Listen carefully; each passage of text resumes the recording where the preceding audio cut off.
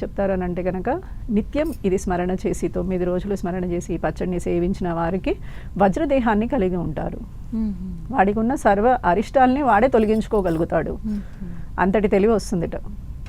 అంటే శరీరానికి కావాల్సిన శక్తి, బుద్ధికి కావాల్సిన శక్తి, అలాగే కడుపుకి కావాల్సిన శక్తి. అంటే బాగా తినగలగాలి కూడా కదా. ఫుడ్ ఉంటే ఏం ఉపయోగం?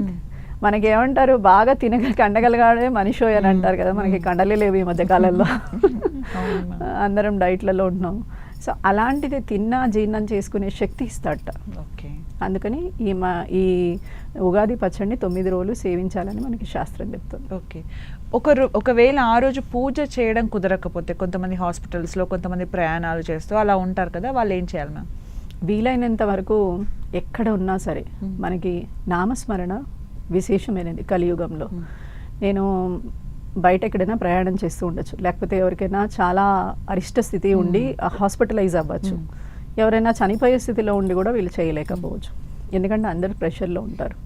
అలాంటి టైంలో కూడా వీరందరికీ మంచి జరగాలని, ఎవరెవరైతే బాగాలేరో వారందరికీ మంచి జరగాలని, వీరికి కూడా అంటే ఎవరైతే ఆలోచిస్తున్నారో వారికి కూడా మంచి జరగాలని చెప్పి ఆ ఆరోగ్య లక్ష్మిని ఆరాధన చేస్తూ లక్ష్మీనారాయణులని తలుచుకుంటూ, అంటే ఎందుకు లక్ష్మీనారాయణులు అంటున్నానంటే శ్రీరామచంద్రుడు పరిపూర్ణ మానవ అవతారం ఎత్తిన వసంత నవరాత్రులు ఇవి.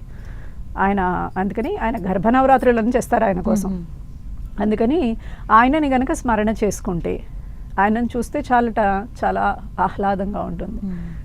అందుకని ఆయన్ని చంద్రుడితో పోలుస్తారు.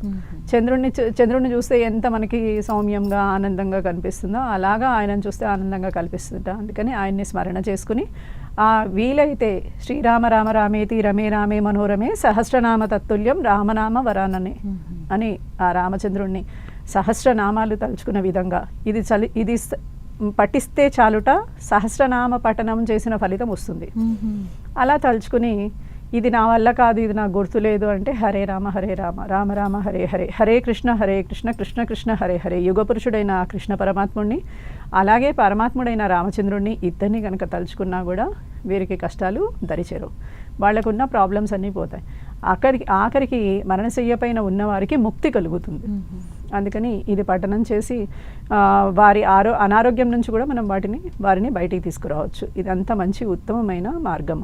లేదు ఇది కూడా మేము చేయలేము, ఇది కూడా పెద్దదే మాకు అంటే అచ్యుత అనంత గోవింద, ఈ 3 నామాలు. అచ్యుత అనంత గోవింద అంటే దీర్ఘకాలిక రోగాలు ఉన్నవాడు నిత్యం కంటిన్యూస్గా ఇదే చదివినా కూడా వాడి రోగాలన్నీ పటాపంచలైపోతాయి. వాడికి రోగాలకి కావాల్సిన మార్గం దొరుకుతుంది. వాడు వేసుకునే మందుల వల్ల వాడికి రోగ నివారణ జరుగుతుంది. కంటిన్యూస్గా ఇది స్మరణ చేసినా కూడా బాగుంటుందిట.